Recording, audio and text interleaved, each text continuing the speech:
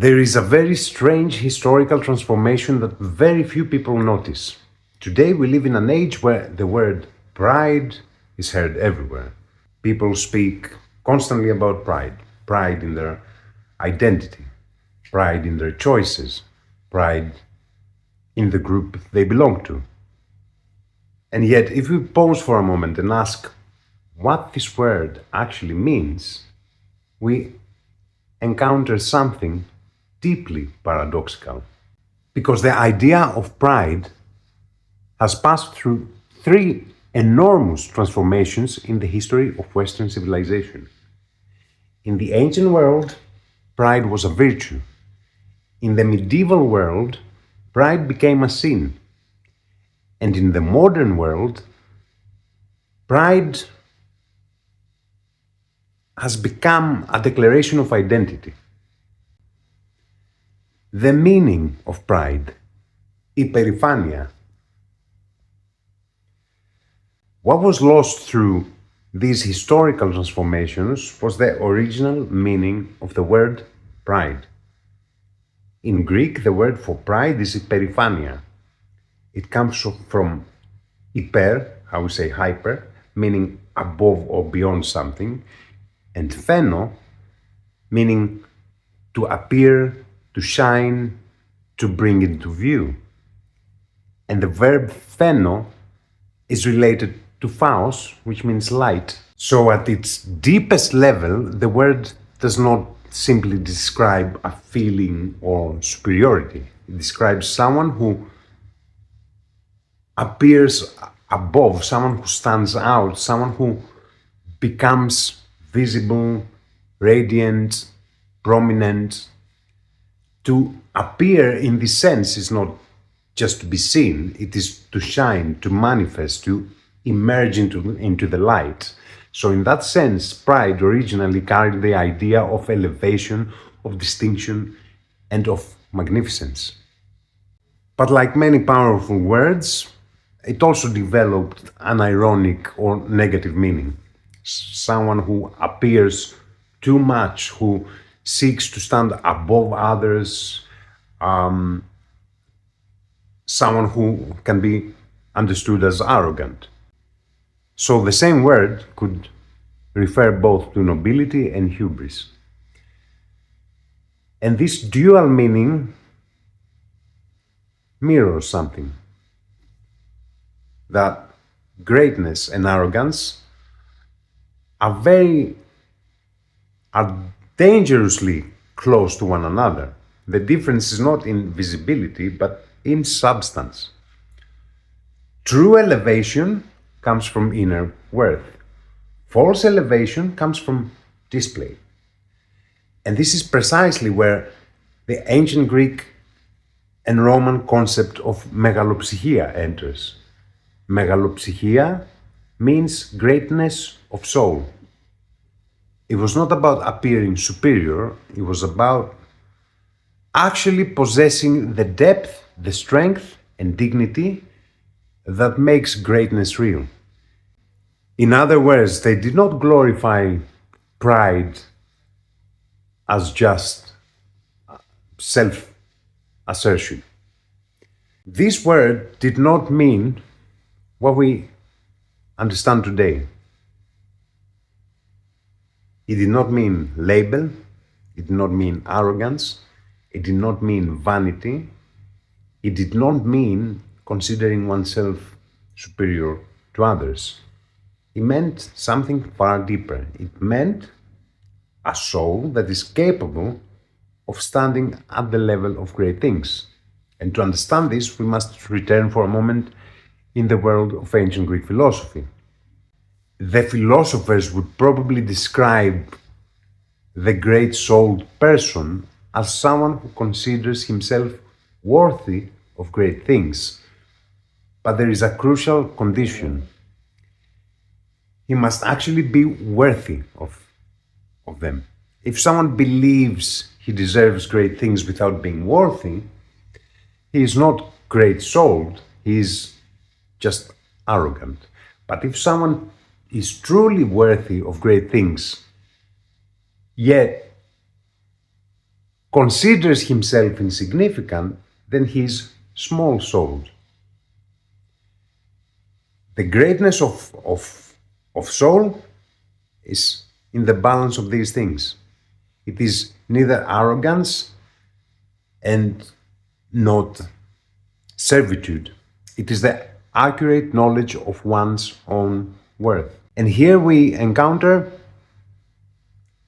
one of the deep ideas in Greek philosophy. Virtue is not just some kind of moral rule. Virtue is knowledge of the self. The greatness of the soul is the moment when a human being recognizes the magnitude of his inner potential and chooses to live in a way worthy of it.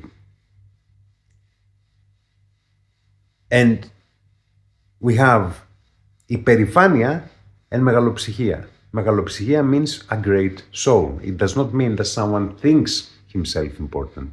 It means that his soul has depth, scale, and strength. The great-souled person is not loud, he does not show off, he does not try to impress. On the contrary, he possesses an almost strange calmness. This is ataraxia.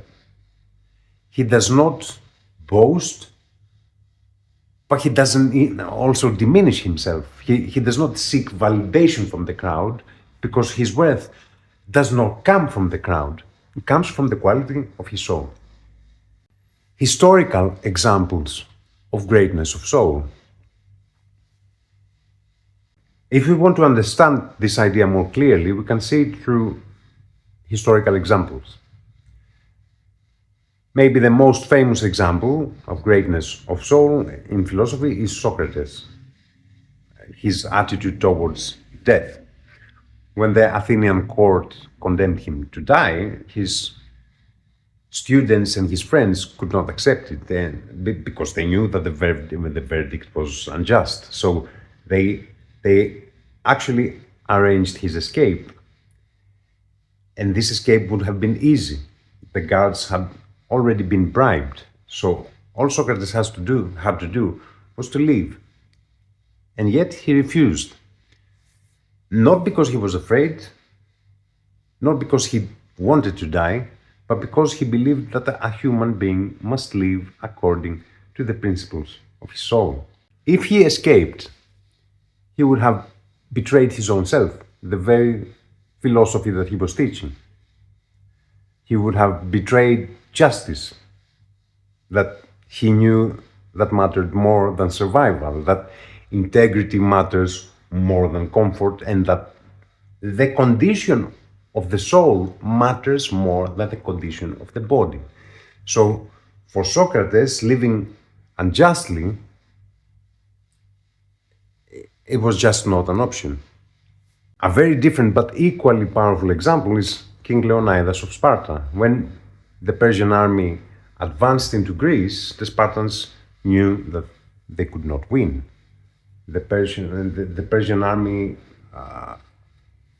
numbered in the hundreds of thousands, and Leonidas had only a small coalition army. Eventually, they remained in Thermopylae. He could have withdrawn and he could have preserved his life and his throne. Instead, he chose to die. That wasn't because of his recklessness or because of aggression. It was because he believed that some things are greater than survival: duty, honor, and freedom. Leonidas and his men fought to the end, knowing that they would not return home. This is another form of greatness of soul, the willingness to sacrifice life itself rather than abandon what one recognizes as higher. And the third example, from a completely different sphere, is Hypatia of Alexandria. She was a great teacher, a great mathematician, a great philosopher of her time, of late antiquity. And she was respected across religions, political divisions, and at a time of great tension and fanaticism, she represented reason, learning, intellectual independence. Eventually, she became a target. Now, it is very shady why she became a target, but that's another video. But a violent mob captured her in the streets, dragged her into a church, and killed her with extreme brutality. She could have fled. She could have fled the city long before. She knew the danger, but she remained. Because she believed in the life of the mind, in teaching, in philosophy, and in truth. She was living in truth. Hypatia did not die as a warrior, she died as a thinker.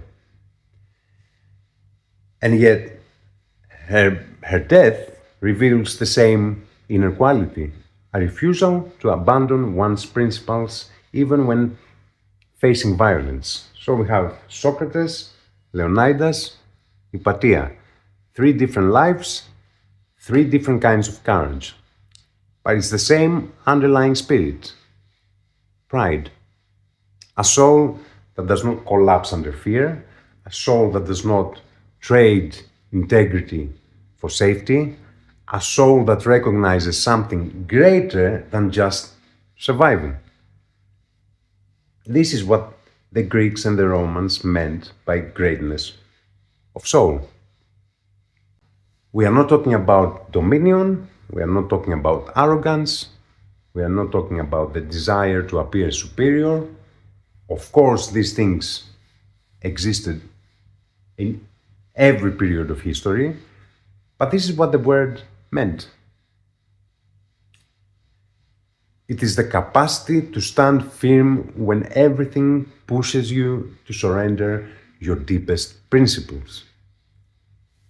And somewhere here we start having the great historical shift, because the world that produced this idea did not remain the same forever. Nothing remains the same forever. At some point in the Mediterranean lake, the moral hierarchy of values started changing. And pride, once considered a virtue, began to be seen as something entirely different. Something very dangerous, something sinful. And so, what begins here is the second greatest transformation of this concept, the great reversal of values. If we look at the history of Western civilization from a distance, we can see that at some point a profound change occurred. It was not just political, it was not only religious, it was a transformation in the very image of the human being. In the ancient world, ethics revolved around virtue of character. Virtue was something that was cultivated, something that was developed, and something that required education, discipline, and self-knowledge. Human beings were called to shape their souls until they reached the height of their potential. And life itself became a process of inner cultivation. Within this framework, greatness of soul was the natural culmination of that journey. But as late antiquity transformed, this view also changed, and gradually ethics ceased to revolve around the development of the soul and began to revolve around the submission of the soul. Virtue was no longer defined as the unfolding of human potential, it became humility before the divine. And within this new moral framework, pride came to be seen as dangerous. Not just as a flaw, but the most dangerous sin of all. In Christian theology, pride is considered the first of the 7 deadly sins. The Latin term is Superbia, and pride is portrayed as the root of all other sins. The idea that the proud person places himself above God. The pride then becomes the primordial fall, the sin that gives birth to all other sins. From a philosophical perspective, this represents a complete reversal of the ancient view. Where the ancient world saw virtue, the medieval world sees sin. And where the ancient world saw the dignity of the soul, the medieval world sees the need for humility. This, of course, does not mean that humility itself is bad. But we have lost measure here. Greek philosophy deeply understood the value of measure. We have sophrosini, temperance, that was one of the central virtues. But sophrosini is not denial of worth, it is the capacity to maintain balance against excess. The difference is very subtle, but it's very profound. In Greek thought, the human being is called to become worthy of his soul through self-knowledge, an understanding of how the world works. In medieval thought, the human being is called to recognize its smallness, and this shift produces an entirely different psychology. The ancient person seeks virtue, the medieval person fears sin. The first stance is creative, the second one is preventative. One seeks growth, the other seeks limitation. And over time, this shapes a different type of human being. A person who does not easily trust the powers of his own soul, a person who views self-confidence with suspicion, and a person who fears that pride may lead to downfall. And in this new moral order, humility becomes a virtue, and pride becomes a sin, and human dignity is transferred from the human being to the divine. The transition from ancient Greece to Christianity wasn't just a religious shift, it was a linguistic revolution. The words had to be changed because the worldview had to be changed. The word pride, Hyperiphania, along with terms like self-conceit, easis, and the fog of vanity, Typhos, that's where we get also the Titan Typhon. Typhon is the ultimate symbol of a low consciousness, of the destructive part of a human being. He is the storm that rises when the ego tries to overthrow the divine order, the human being that goes against Logos. And this starts with the negative ancient meaning of the word Hyperiphania. As we said, the word had both a positive meaning and a negative one. In a deeper cross-cultural sense, Typhon mirrors the Egyptian god Set, the deity of storms and chaos. Just as Set wanted to usurp the throne of Osiris, the Typhos of pride seeks to usurp the very throne of the soul of someone's consciousness. A blinding fog that separates man from the truth. All these words and meanings and many, many more words underwent a radical transformation. For the ancients, excessive pride, the negative side of pride, wasn't a sin. It was a misstep of the noble virtue of magnanimity, or Hyperiphania, the greatness of soul, Megalopsychia, an indication of low awareness and low levels of consciousness and destructiveness. Aristotle describes the magnanimous man, the great-souled man, as someone who claims great things for himself because he is truly worthy of them. Knowing your worth and standing tall is a sign of excellence and logic, in accordance to the divine logos and the cosmos. It is fulfillment and delechia, completing your telos. To Aristotle, what we call today humility was actually weakness. He called it weakness of spirit, Megalopsychia, having a small soul. He believed that if you are great, you should know it. For the Christian fathers, to claim any value of your own, independent of God's grace, it is the very definition of the fall. Where the philosopher sees justified confidence, the Christian sees spiritual blindness, typhosis. The Stoics used the word typhos as well. They saw the negative side of pride as a mental fog. Pride is a mistake of the mind, of consciousness. In the eyes of the Stoics, pride is ultimately a failure of logic. It is a miscalculation of what truly matters in life. When you value fame, power, or wealth over justice, you're chasing what they call adiaphora, the indifferent things that have no intrinsic moral value. By obsessing over these external indifference, you become blinded. You lose the ability to see the world as it is. This blindness leads to a dangerous consequence.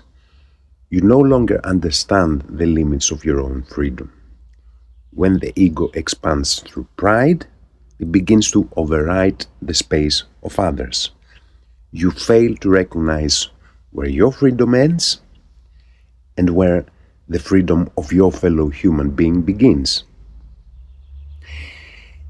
In Christianity, pride becomes an ontological rebellion. It is not a math error, a failure of logic, or a low level of consciousness. It is the very attempt to steal the identity of the Creator, so to speak. It is the ultimate deception of appearing, of phaneste. As we said, Hyperiphania means hyper, meaning above or beyond, and pheno, meaning to appear, to shine, to bring into view.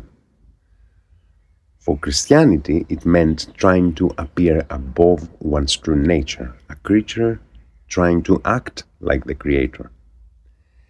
In ancient Greek, the word hyperiphanos wasn't always negative, as we said. It could also describe someone splendid or magnificent.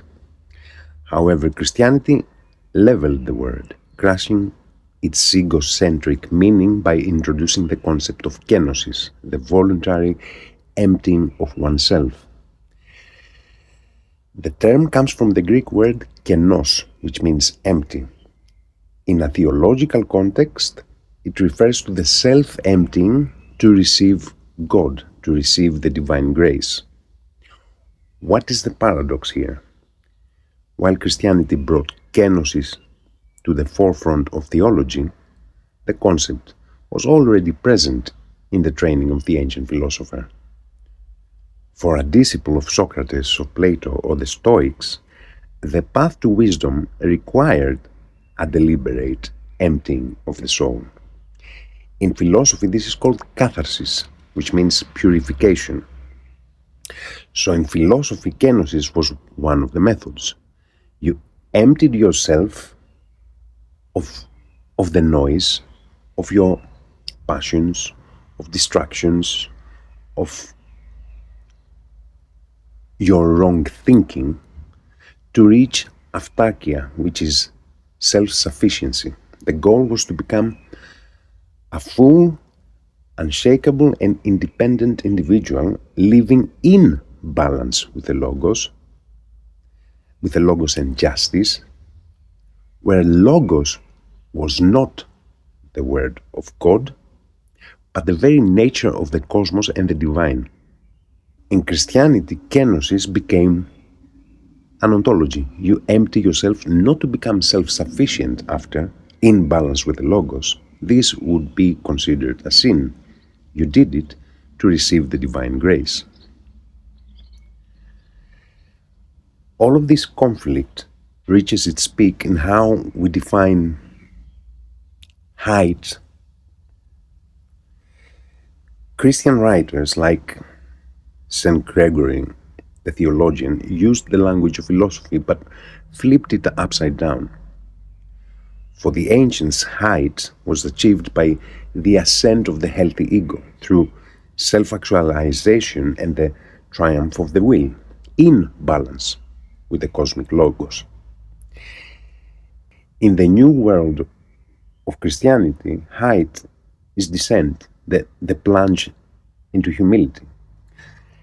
This paradoxical reversal infuriated Neoplatonists like Porphyry and Emperor Julian. They could not understand it. To them, humility wasn't a virtue. Humility was something that was eating away, destroying the ancient spirit of Andrea, of courage, valor, and free will. We often fail to understand either the ancients or the early Christians. We live in a different era, viewing the past through a lens that has already fragmented reality. In antiquity, theology, science, and self-knowledge were not separate departments, they were a single, unified field.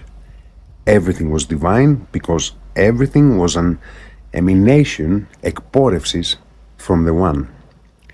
Human life was a logical sequence within this divine flow. The task was to find balance and evolve within the cosmic order. To study the stars or the human body was to study the mind of the divine. There was no secular world. As Christianity evolved, it borrowed philosophical terms but often turned them upside down. And the worldview shifted from emanation to fall. Creation was no longer seen as a radiant outflow of the divine, but as a fallen state of being. In this new worldview, independent knowledge and science was often viewed with suspicion as a form of hubris or sin. This didn't just separate science from theology. For centuries, it caused the systematic disappearance of the investigative mind and learning. This historical rupture created the world we live in today. By cutting off knowledge from the divine, Christianity paved the way for scientific materialism. Once science was divorced from ethics and the divine, it became everything, but it became a tool without a soul. We have now reached a point where we know so many things about the mechanics of the world, but we have lost the logos that connects everything. We have traded the ancient unity of being for a fragmented expertise that is powerful but spiritually totally empty. To understand what we lost, we must look at a single phrase by Plato. Every science, when separated from justice and virtue, appears not as wisdom, but as cunning. In the ancient view, you couldn't be truly brilliant if you were not good. Knowledge was not just a tool to use, it was a path to become better. Knowledge of the world, of science, in combination with knowledge of the self. Let's call it spiritual science. Knowledge of how your soul operates, your consciousness. Wisdom, Sophia, was the unity of the mind and the heart. It was knowledge used to find the right balance, the right metron and justice. Cunning was what happened when the mind started working alone without the soul. It is the ability to be clever but destructive, to know how to build an atomic bomb but not why we shouldn't. When Christianity separated knowledge from the divine by calling it pride, and later, when modern science separated knowledge from ethics, we fell into the trap Plato was talking about, panorrhea. We became a world of cunning experts. We have the technology to control everything, but we lack the virtue to handle it. As Plato warned, because we separated our science from our justice, we are no longer wise. We are simply smart. And that is exactly why we feel so lost in a world filled with information, but emptied of truth. Centuries later, Friedrich Nietzsche observed that in ancient Greece, morality was based on the virtue of a strong character, of a strong soul and transcendence.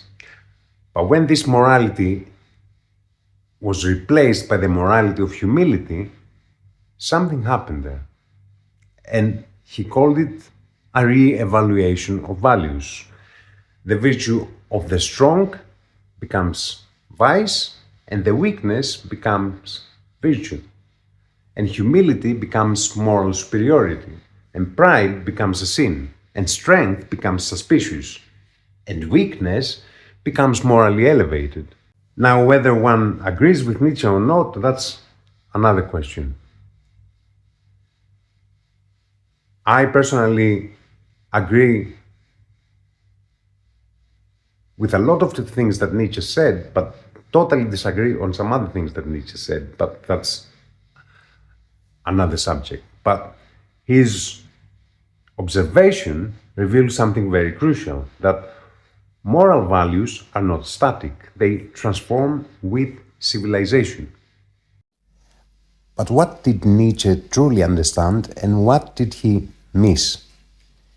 Nietzsche constructed a selective version of ancient Greece. He saw the tension between Apollo and Dionysus, between order and chaos, but he overlooked the most vital principle of all, methexis, participation.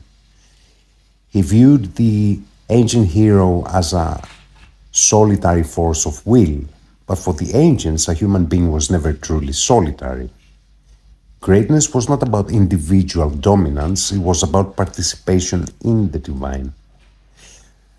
Where Nietzsche saw the will to power, the ancients saw the will to truth.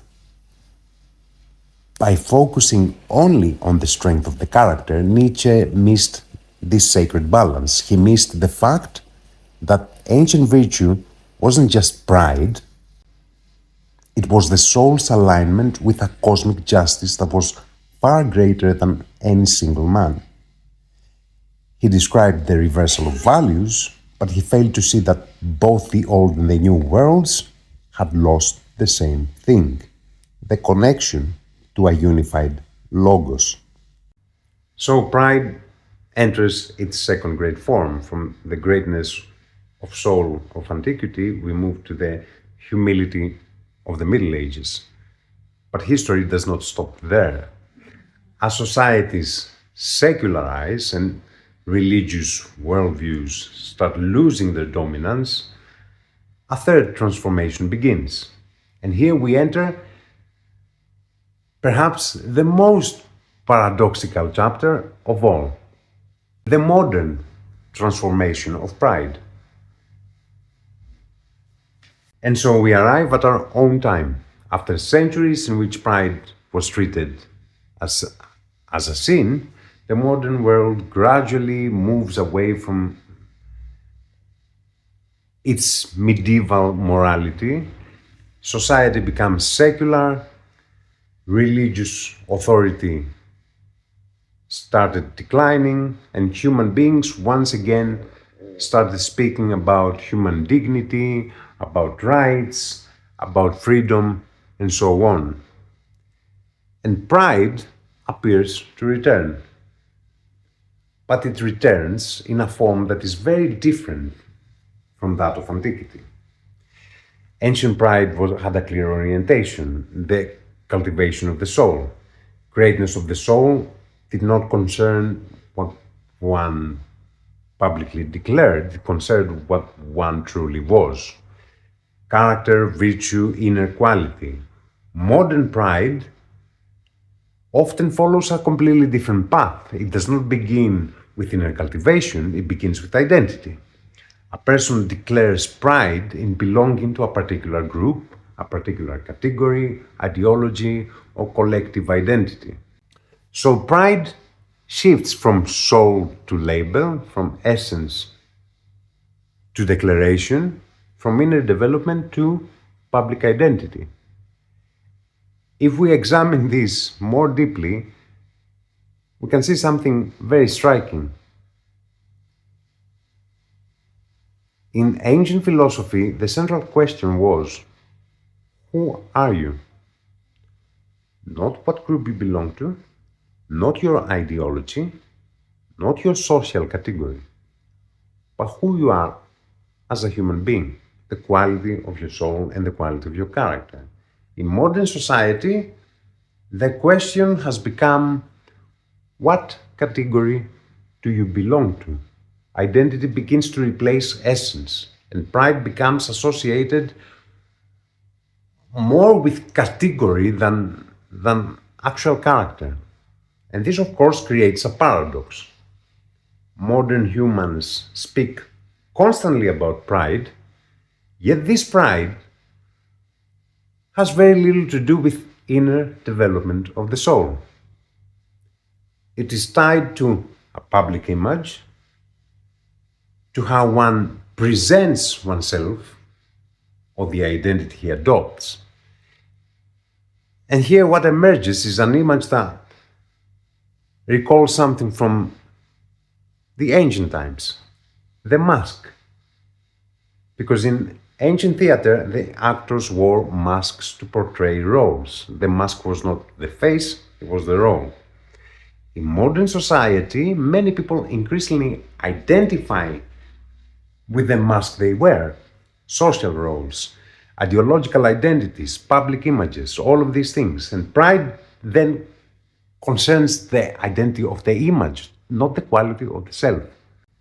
But then an ancient philosopher will come to ask you a totally different question.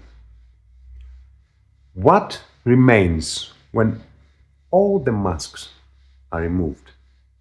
When we remove role, identity, label, group, public image, what remains? This question stood at the very center of Greek philosophy. Self-knowledge, the famous know thyself. And within this process, greatness of soul starts regaining its original meaning. It's not pride in identity or role. It is pride in how one lives, in action, character, integrity, strength of soul. Why? Because this person knows how the mechanism of the self operates. Perhaps the greatest problem of our age is not pride itself. Perhaps is the loss of the greatness of soul. Without greatness of soul, pride easily becomes superficial, a statement, a label, a mask. True greatness of soul needs no declaration. It reveals itself in how one lives, how one faces difficulty, success, failure, and remains faithful to their values, even at a cost.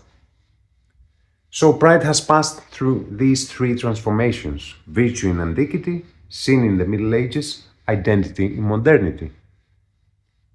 Yet the original idea has never disappeared. It remains like a forgotten possibility, a reminder that a human is not just the roles he plays or the labels he wears. Something deeper exists within, the soul. The return to greatness of soul. What was then truly lost in these transformations. Pride did not vanish, it just changed form. In antiquity, it was the pride of the soul. In the Middle Ages, it became a sin to be suppressed.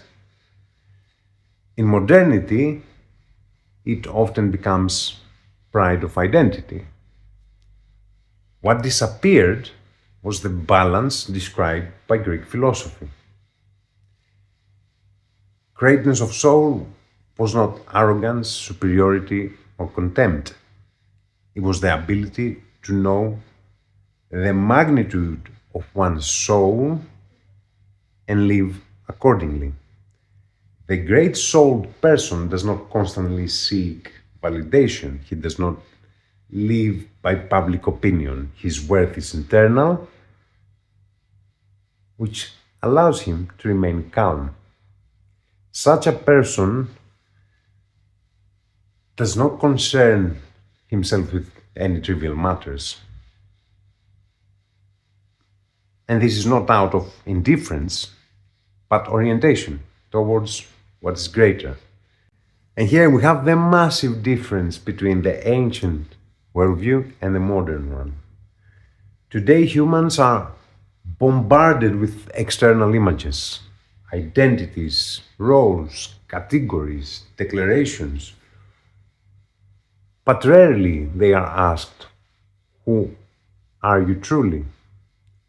Do you know how your system operates? What lies behind the labels?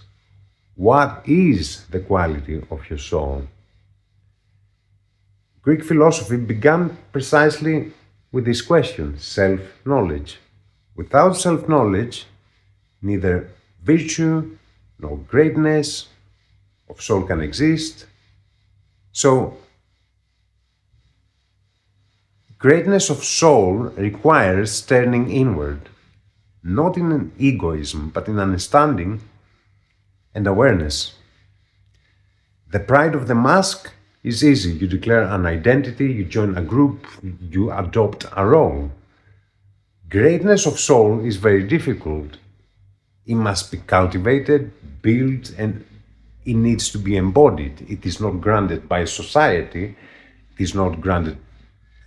It is not a title. It is not a status. It is an inner state, a way of standing before life, before fortune, before difficulty, before existence itself. That is why this idea remains so relevant today. In a world of masks, it reminds us that human worth does not lie in labels, declarations, but in the quality of your soul, of your inner self. So perhaps the problems of our age is not that people have pride, is that we have forgotten what the word once meant. Ancient pride was not egoism or vanity. It was the dignity of a soul that knows itself, knows its worth, and refuses to diminish itself. So the real challenge is not to become more humble or more proud, is to rediscover the balance of greatness of soul, to live in a way worthy of the magnitude of the very human potential. And then the pride ceases to be a mask and becomes once again what it once was, the dignity of a great soul.